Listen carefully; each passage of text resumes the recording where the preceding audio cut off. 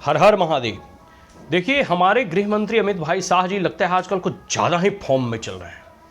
वही संसद भवन का जो है दूसरा एक प्रकार से कह सकते हो पार्ट में, यह सेशन जो है अभी चालू है, मतलब संसद के सत्र जो है चल रहे हैं। इसमें पक्ष और विपक्ष लोग, जैसे विपक्ष का लोगों का क्या काम है, सरकार की खामियां कमियां को जो है उजागर करना, और पक्ष के लोगों का क्या काम है, उनको काउंटर करना, उनका जवाब देना। तो एक समय ऐसा होता था कि सरकार के ऊपर इतने घोटाले के, इतने भ्रष्टाचार के आरोप लगते थे, सरकार जो है एकदम कह सकते हो कि त्रस्त हो जाती थी।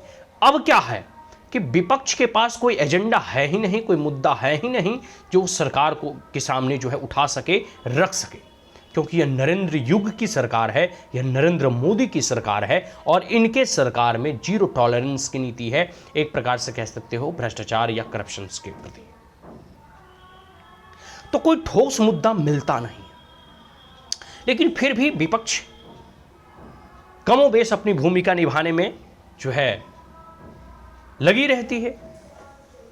कई सारे ऐसे इंसिडेंट में आप देखोगे कि जम्मू कश्मीर धारा 370 कई बार देखोगे कांग्रेस वगैरह के नेता या फिर लालू, या कह सकते हो कि राहुल गांधी वगैरह, या कई सारे ऐसे लीडर्स जो है उठाते रहते हैं। लेकिन फिर भी जब इशू आता है, जब बात और जब प्रश्न आता है टेररिज्म की, और खास करके आतंकवादी या नक्सलवादी घटनाओं की, तो स्वाभाविक सी बात है आप डाटा उठाकर देख लें।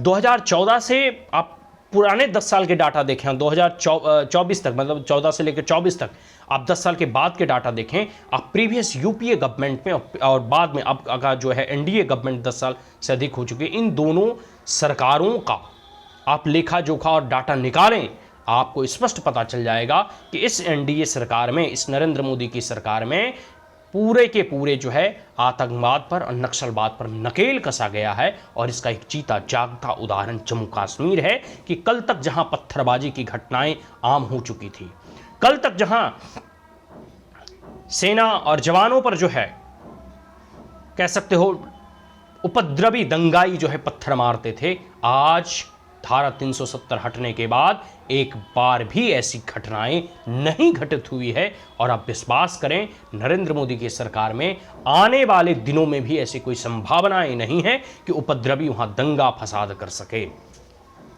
तो किस प्रकार से जो है एडमिनिस्ट्रेटिव एक्शंस लिए जाते हैं और कैसे जो है सत्ता और चलाया जाता है, कैसे जो है आतंकवादियों और नक्सलवादियों की नकेल कसी जाती है, यह गृह मंत्री अमित शाह भलीभांति जानते हैं। तो नरेंद्र मोदी की सरकार में गृह मंत्री जो है एक प्रकार से हनुमान और लक्ष्मण की भूमिका में है, जो पूरी की पूरी तरीके से अब जो है, एक समय आपको याद होगा कि छत्तीसगढ़ में जो है नक्सलियों का हमला होता था और जनेऊ में जो है उत्सव मनाए जाते थे।